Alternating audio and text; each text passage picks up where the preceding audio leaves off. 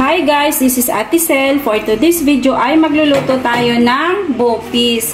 Pero chicken yung gagamitin natin. Ayun na nga po, nalaga lang po natin muna yan. Maglagay lang tayo ng pamintang dahon at pamintang buo, asin, tubig,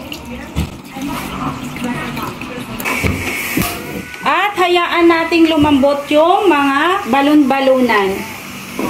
And guys, alisin po natin itong mga dumi-dumi ng sabaw. Kasi ito po yung malansa. Kailangan maalis natin lahat itong mga impurities. Ayan guys, tanggalin na natin yung mga atay.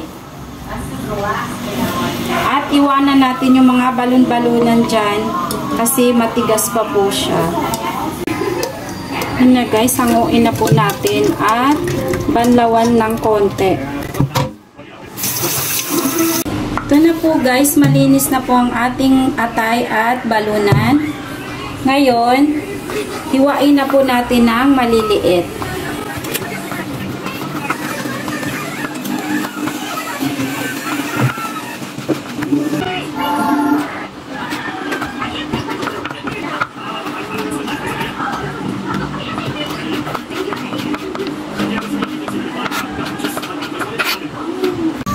Ito na po guys, start na po tayo mag-isa. Unahin lang natin yung luya. Bali papulahin lang po natin ito.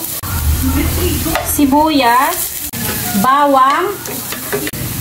Ayan, lagay na natin yung karne. Sa mga gustong kumain ng bopis guys, tapos ayaw nilang lamang loob ng baboy, pwede ito po yung gagawin nyo po.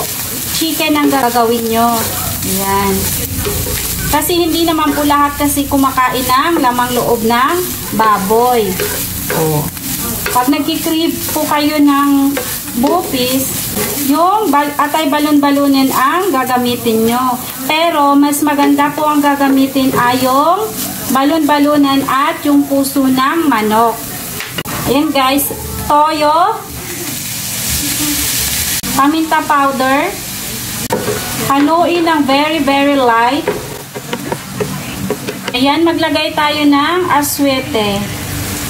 Kayo na po bahala guys kung gaano kapula ang gusto nyo dyan. Maglagay tayo ng tubig. Konti lang. Takpan at hayaang kumulo. Maglagay ng Knorr chicken cubes. Kalahati lang para hindi ma-overpower yung lasa. Ilagay ang carrots. Ayan. Haluin. Maglagay ng chili paste. Yan, para may konting anghang. Ilagay ang bell pepper at sili. Haluin ng bonggang-bongga. Huwag kalimutan tikman. Ayan guys, sakto lang yung lasa niya. Okay na po yan. Ito na po guys, luto na po ang ating bopis na chicken. Yun lang po guys. Sana may natutunan po kayo. At thank you for watching. And please don't forget to subscribe my YouTube channel, Cooking by Ate Sel. Ingat!